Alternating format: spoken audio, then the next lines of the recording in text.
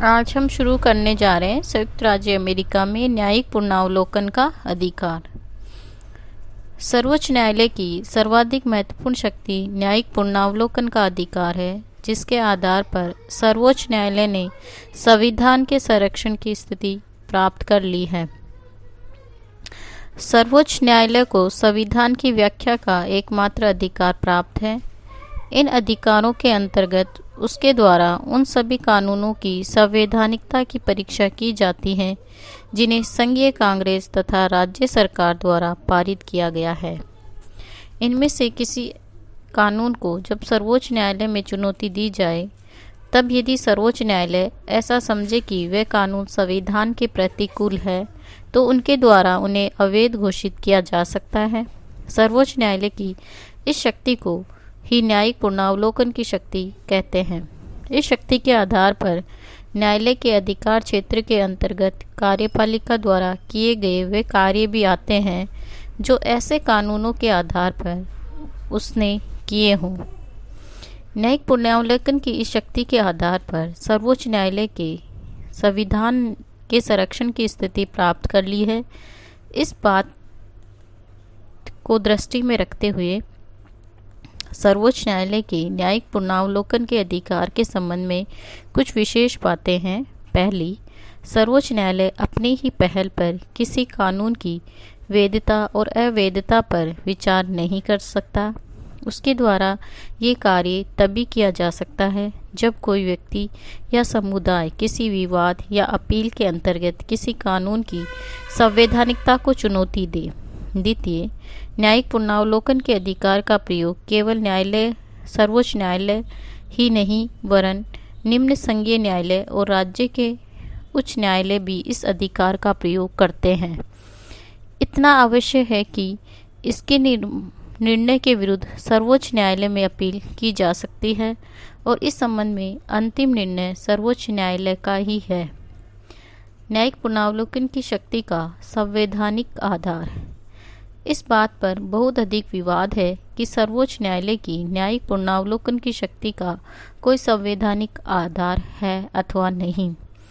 एक पक्ष का विचार है कि इसका कोई वैधानिक आधार नहीं और सर्वोच्च न्यायालय ने मनमाने तरीके से ये शक्ति अपने हाथों में ले ली है। सर्वोच्च संविधान सभा के एक प्रमुख सदस्य और बाद में राष्ट्रपति जेफरसन ने तो स्पष्ट कहा है कि पूर्वजों ने जिस ढांचे की स्थापना की थी उसके अंतर्गत प्रशासन के 3 भाग पूर्णतः स्वतंत्र होने थे तथा अब यदि न्यायपालिका कांग्रेस व राष्ट्रपति के अधिकारों के पुनर्लोकन के अधिकार का प्रयोग करती है, तो ये शक्ति पृथक्करण के सिद्धांत का ही उल्लंघन नहीं, वरन संविधान निर्माताओं के विचार का भी अनादर है।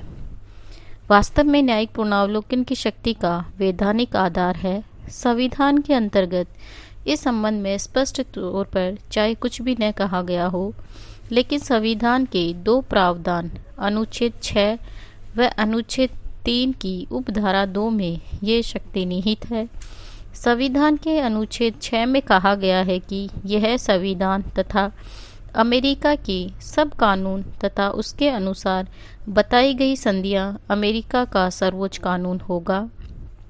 न्यायाधीश इसमें बंधे हुए होंगे। किसी राज्य के संविधान तथा कानून में यदि संयुक्त राज्य अमेरिका के संविधान के विरुद्ध कोई बात होगी तो वह वैध नहीं मानी जाएगी। इस प्रकार अनुच्छेद 3 की उपधारा 2 में कहा गया है कि कानून व औचित्य के अनुसार न्यायपालिका की शक्ति के क्षेत्र में वे सब मामले आएंगे जो इस संविधान, संयुक्त राज्य के कानून व उसके अंतर्गत की गई अथवा की जाने वाली संधियों के अंतर्गत उत्पन्न हो।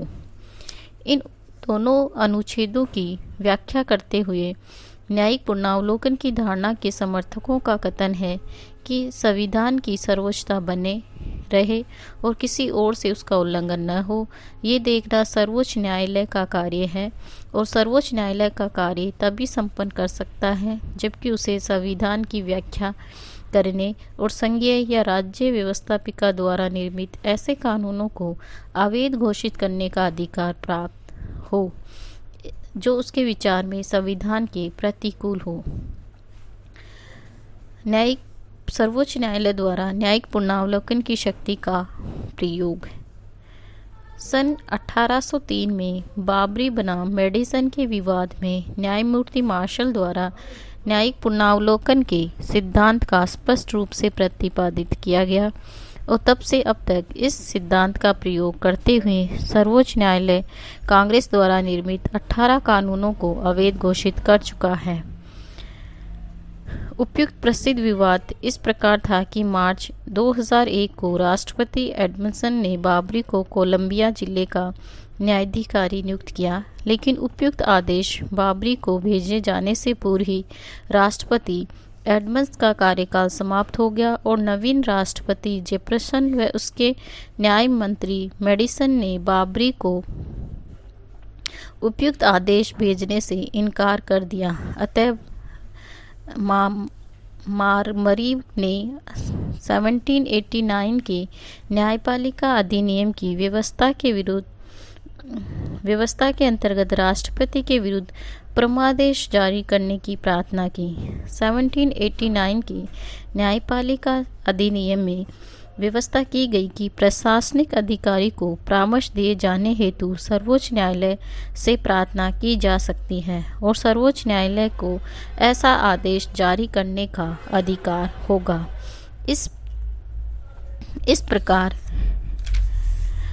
विवाद में सर्वोच्च न्यायालय की ओर से न्यायाधीश मार्शल ने यह निर्णय दिया कि 1789 के न्यायपालिका अधिनियम के अंतर्गत मारमरी नियुक्त संबंधी आज्ञा पत्र प्राप्त करने का अधिकारी है, लेकिन सर्वोच्च न्यायालय द्वारा संबंधित अधिकारियों को परमादेश नहीं दिया जा सकता, क्योंकि 1789 के जिन न्यायपालिका अधिनियम के अंतर्गत सर्वोच्च न्यायालय को परमादेश जारी करने का अधिकार दिया गया है वह स्वयं संविधान की 3री धारा के विरुद्ध है, क्योंकि उनके द्वारा सर्वोच्च न्यायालय का प्रारंभिक न्याय क्षेत्र उस न्याय क्षेत्र से अधिक कर दिया गया जो संविधान की उक्त धारा में दिया गया है। इस प्रकार सर्वोच्च न्यायालय ने 1789 के न्यायपालिका अधिनियम की एक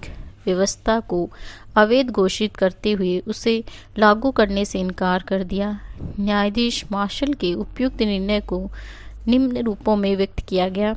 संविधान एक लेख पत्र है जो शासन की शक्तियों को निश्चित और मर्यादित करता है। संविधान देश का सर्वोच्च कानून है और इसलिए कांग्रेस द्वारा पारित अन्य कानून की तुलना में श्रेष्ठ है। इसलिए संविधान के विपरीत बनाए गए कानून असंवैधानिक है और न्यायालय अवैध घोषित करते हुए उन्हें मानने से इनकार कर सकता है। न्यायिक पुनरावलोकन की आलोचना। न्यायाधीश मार्शल द्वारा अपने निर्णय में न्यायिक पुनरावलोकन के सिद्धांत को प्रतिपादित किए जाने के पूर्व से ही इस धारणा की आलोचना की जाती रही। पहली, न्यायिक पुनरावलोकन का कोई संवैधानिक आधार नहीं। आलोचकों के अनुसार सर्वोच्च न्यायालय के इस अधिकार का कोई संवैधानिक आधार नहीं। संविधान में कहीं पर भी इस बात का उल्लेख नहीं कि सर्वोच्च न्यायालय कानूनों की असंवैधानिकता की परीक्षा कर उन्हें रद्द कर सकता है। इस प्रकार की आलोचना का कोई महत्व नहीं, क्योंकि सर्वोच्च न्यायालय की इस शक्ति का बहुत कुछ सीमा तक संवैधानिक आधार है। इसके अतिरिक्त पिछले लगभग 216 वर्षों में इस अधिकार का प्रयोग किया जा रहा है और किसी ने भी न्यायालय के इस अधिकार को गंभीर चुनौती नहीं दी। सर्वोच्च न्यायालय के निर्णय राजनीति से प्रेरित। ये तो माना जा सकता है कि सर्वोच्च न्यायालय को वैधानिकता के आधार पर कानूनों पर विचार करने का अधिकार प्राप्त होना चाहिए, किंतु वस्तु स्थिति ये है कि सर्वोच्च न्यायालय के न्यायाधीश वैधानिक निर्णय देते हुए उन्हें अपनी राजनीतिक विचारधारा से रंग देते हैं। इस संबंध में कहा जाता है कि केवल काला लबादा ओढ़ लेने से ही कोई व्यक्ति राजनीति से मुक्त नहीं हो जाता। न्यायाधीश लोग जीवित प्राणी होते हैं, वे सामाजिक और राजनीतिक जीवन से प्रभावित होते हैं। अतः जब कभी कांग्रेस का कोई ऐसा अधिनियम उनके सामने आता है तो उनकी विचारधारा के विरुद्ध होता है, तो वह असंवैधानिकता की आड़ में उसे रद्द कर देता है। न्यायाधीशों के निर्णय आर्थिक और राजनीतिक विचारधारा पर आधारित होते हैं। इसका परिणाम ये है कि न्यायिक निर्णय में परिवर्तन होते रहे हैं। 1923 में कांग्रेस द्वारा कोलंबिया जिले के लिए पारित न्यूनतम मजदूरी अधिनियम सर्वोच्च न्यायालय द्वारा इस आधार पर अवैध घोषित कर दिया गया कि यह संविधान के 5वें संशोधन द्वारा प्रदत्त संविदा की स्वतंत्रता के प्रतिकूल है। लेकिन 1957 में सर्वोच्च न्यायालय ने अपने ही पुराने निर्णय को रद्द करते हुए संविदा की स्वतंत्रता को दूसरे ही रूप में ग्रहण कर लिया। मुख्य न्यायाधीश मार्शल और मुख्य न्यायाधीश टाउनिंग की विचारधारा में वैसे ही अंतर देखा जा सकता है जैसे हैमिल्टन और जेफरसन की विचारधारा में था। प्रगतिशीलता में बाधक। इस आधार पर भी आलोचना की जाती है कि सर्वोच्च न्यायालय के इस शक्ति के प्रयोग में सामान्यतः प्रतिक्रियावादी और रूढ़िवादिता का ही परिचय दिया है। सर्वोच्च न्यायालय आयकर व्यवस्था, न्यूनतम वेतन, उद्योगों में काम करने वाले मजदूरों के काम करने के घंटे निश्चित करने व दास प्रथा को समाप्त करने से संबंधित प्रगतिशील विधेयक को रद्द कर प्रगतिशीलता में बाधक बना। राष्ट्रपति रूजवेल्ट की नव निर्माण आर्थिक नीति व उसके प्रशासनिक काल में कांग्रेस द्वारा पारित राष्ट्रीय पुनः उत्थान एक्ट तथा कृषि आयोजक एक्ट रद्द करने के तो सर्वोच्च न्यायालय ने अपनी प्रतिक्रियावादिता पर मोहर ही लगा दी। सर्वोच्च न्यायालय कांग्रेस का तीसरा सदन। आलोचना का मुख्य आधार ये है कि सर्वोच्च न्यायालय ने अपनी इस शक्ति के आधार पर कांग्रेस के तीसरे सदन की स्थिति प्राप्त कर ली है, जो नितांत अनुचित है।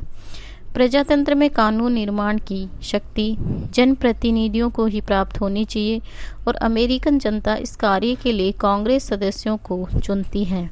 लेकिन सर्वोच्च न्यायालय कांग्रेस द्वारा पारित अधिनियम को अवैध घोषित कर एक उच्च विधानमंडल की स्थिति प्राप्त कर लेती है। सर्वोच्च न्यायालय का संगठन लोकतंत्रीय नहीं है और न्यायाधीशों को कार्यपालिका ही नामजद करती है।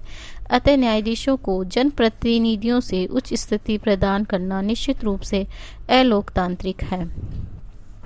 निर्णय की त्रुटिपूर्ण प्रक्रिया। सर्वोच्च न्यायालय की बहुमत निर्णय की जो प्रक्रिया है उसकी आलोचना की जाती है। सर्वोच्च न्यायालय के न्यायाधीश अधिकांश निर्णय 4 के विरुद्ध 5 न्यायाधीशों के बहुमत से किए जाते हैं। 4 न्यायाधीश तो कानून की संवैधानिकता में विश्वास व्यक्त करते हैं, लेकिन 5 न्यायाधीश उसे असंवैधानिक करार कहकर रद्द कर देते हैं। इस प्रकार एक न्यायाधीश संपूर्ण कांग्रेस और राष्ट्रपति के निर्णय पर निषेधाधिकार का प्रयोग करता है और ये स्थिति सर्वोच्च न्यायालय के निर्णय की बुद्धिमत्ता के प्रति शंका उत्पन्न कर देती है। प्रश्न ये है कि यदि कानून असंवैधानिक है तो न्यायाधीशों में मतभेद क्यों? निर्णय की ये त्रुटिपूर्ण प्रक्रिया जनता में अविश्वास और निराश भर देती है। सामाजिक व आर्थिक जीवन में अस्थिरता। सर्वोच्च न्यायालय की ये शक्ति सामाजिक और आर्थिक जीवन में बड़ी अस्थिरता उत्पन्न करने का भी कारण बनी है। कई बार ऐसा देखा जाता है कि कांग्रेस का एक कानून काफ़ी लंबे समय तक प्रयोग में आता रहता है और लोग उसके अनुसार अपना कार्य करते रहते हैं, लेकिन फिर एक दिन सर्वोच्च न्यायालय उसे अवैध घोषित कर देता है और वर्षों से उसके आधार पर किया गया समस्त कार्य असंवैधानिक हो जाता है। ये स्थिति नागरिकों में समस्त कानूनी ढांचे के प्रति शंका उत्पन्न कर देती है। इससे राजनीतिक जीवन के उद्देश्य भी निश्चित नहीं हो पाते। कोई भी राजनीतिक दल विश्वास के साथ ये नहीं कह सकता कि उसके द्वारा बनाए गए कार्यक्रम की कौन सी बात कानून बनने पर न्यायाधीश द्वारा असंवैधानिक घोषित कर दी जाएगी। विधानमंडलों में उत्तरदायित्व का ह्रास।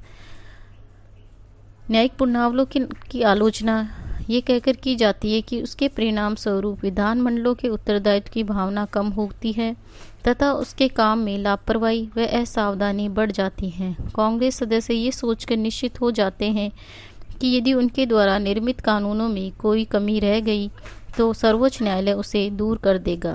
न्यायिक पुनरावलोकन का महत्व। न्यायिक पुनरावलोकन की जितनी भी आलोचना की गई है, सामान्यतः अमेरिका दृष्टिकोण न्यायिक पुनरावलोकन का प्रशासक है। उसके महत्व बताते हुए निम्न कारण है। पहला, सीमित शासन की कल्पना को साकार करना।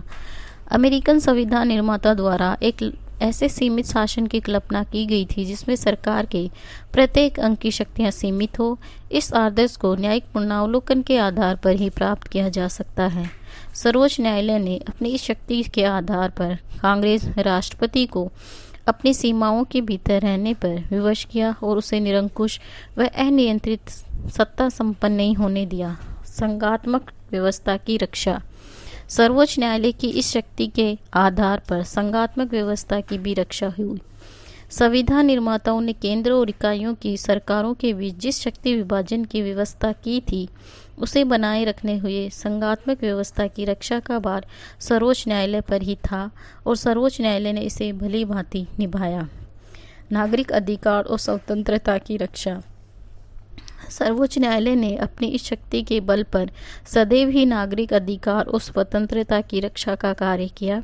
सर्वोच्च न्यायालय नागरिक स्वतंत्रता की रक्षा के प्रति जितना जागरूक है उसका परिणाम ये है कि गृह युद्ध की स्थिति में भी जब राष्ट्रपति लिंकन ने बंदी प्रत्यक्षीकरण के अधिकार को स्थगित कर दिया तो मुख्य न्यायाधीश टोनी ने इसे अनुचित बताया। संविधान को गतिशीलता प्रदान करना। इन सब के अतिरिक्त सर्वोच्च न्यायालय की इस शक्ति का सर्वाधिक महत्व इस दृष्टि से है कि इसमें संविधान को बदलती हुई परिस्थितियों के अनुरूप गतिशीलता प्रदान की। प्रत्येक संविधान को लागू किए जाने के बाद देश की परिस्थितियों में जो परिवर्तन होते हैं उसके कारण संविधान में संशोधन जरूरी हो जाता है। अमेरिकन संविधान में संशोधन की प्रक्रिया पर्याप्त कठिन होने के कारण औपचारिक रूप से ऐसे परिवर्तन का सकना सरल नहीं, सर्वोच्च न्यायालय की न्यायिक पुनरावलोकन की शक्ति का ही परिणाम है। बिना औपचारिक परिवर्तन के संविधान बदलती हुई परिस्थितियों के अनुरूप ढल गया है। सर्वोच्च न्यायालय ने अपनी व्याख्याओं के आधार पर संविधान को निरंतर गतिशीलता प्रदान कर रहा है। सर्वोच्च न्यायालय के पुनर्गठन के लिए कुछ सुझाव। सर्वोच्च न्यायालय उसकी न्यायिक पुनरावलोकन की शक्ति की कई आलोचना हुई है और सर्वोच्च न्यायालय के संगठन, कार्य प्रणाली और शक्तियों को संशोधित करने के लिए कुछ सुझाव हैं। जैसे कि पहला, 20वीं सदी के प्रारंभिक चरणों में राष्ट्रपति रूजवेल्ट ने ये सुझाव दिया था कि सर्वोच्च न्यायालय द्वारा अवैध घोषित किए गए कानूनों पर लोक निर्णय की व्यवस्था होनी चाहिए और जनता को अधिकार होना चाहिए कि वह अपने बहुमत से सर्वोच्च न्यायालय के निर्णय को रद्द कर सके। दूसरा, सर्वोच्च न्यायालय द्वारा कानूनों को अवैध घोषित किए जाने की प्रक्रिया में परिवर्तन होना चाहिए। वर्तमान समय में सर्वोच्च न्यायालय अपने सामान्य बहुमत से कानूनों को अवैध घोषित कर सकता है, लेकिन इसके स्थान पर 2/3 बहुमत की अनिवार्यता ठहराते हुए ये व्यवस्था की जानी चाहिए। सर्वोच्च न्यायालय 9 में से कम 7 न्यायाधीशों के निर्णय से ही कानून को अवैध घोषित कर सकता है। तीसरा, सर्वोच्च न्यायालय के कानून को असंवैधानिक घोषित करने की शक्ति पर नियंत्रण के लिए ये भी है कि ये कहा गया है कि जिस प्रकार राष्ट्रपति द्वारा किए गए निषेधाधिकार के प्रयोग को कांग्रेस 2/3 बहुमत से पुनः वह विधेयक पारित कर रद्द कर सकती है, उसी प्रकार कांग्रेस को अधिकार होना चाहिए कि यदि सर्वोच्च न्यायालय ने किसी कानून को अवैध घोषित कर दिया है और कांग्रेस उसे राष्ट्रीय हित में आवश्यक समझती है तो कांग्रेस 2/3 बहुमत से इस विधेयक को पारित कर सकती है और इस प्रकार कानून पर सर्वोच्च न्यायालय को न्यायिक पुनरावलोकन की शक्ति प्राप्त होनी चाहिए। समय से लेकर अब तक सर्वोच्च न्यायालय ने संगठन और शक्तियों में सुधार की योजना प्रस्तावित की गई है। वास्तव में इस प्रकार की किसी योजना को कानूनी रूप देने के लिए संविधान में संशोधन की आवश्यकता होगी और अमेरिका संविधान में संशोधन निश्चित रूप से एक दुष्कर कार्य है। अमेरिकन न्यायपालिका की स्वतंत्रता। सन 1974 की घटनाओं ने अमेरिकन के सर्वोच्च न्यायालय और समस्त न्यायपालिका की स्वतंत्रता अत्यधिक श्रेष्ठ रूप में स्पष्ट हो गई है।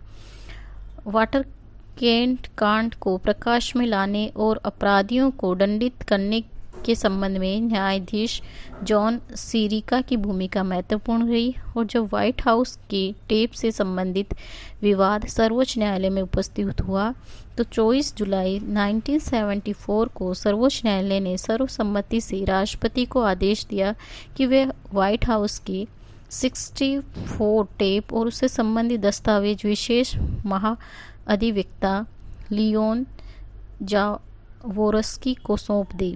राष्ट्रपति सर्वोच्च न्यायालय के आदेश की अवहेलना न कर सके। अभी जनवरी 98 में राष्ट्रपति बिल क्लिंटन न्यायालय में स्वयं उपस्थित हुए और उनके अदालत में लगभग 6 घंटे पूछताछ हुई। इस उदाहरण से स्पष्ट है कि न केवल सिद्धांत वरन व्यवहार में भी अमेरिका की राजनीतिक व्यवस्था में न्यायपालिका को सर्वोच्च स्थिति प्राप्त है।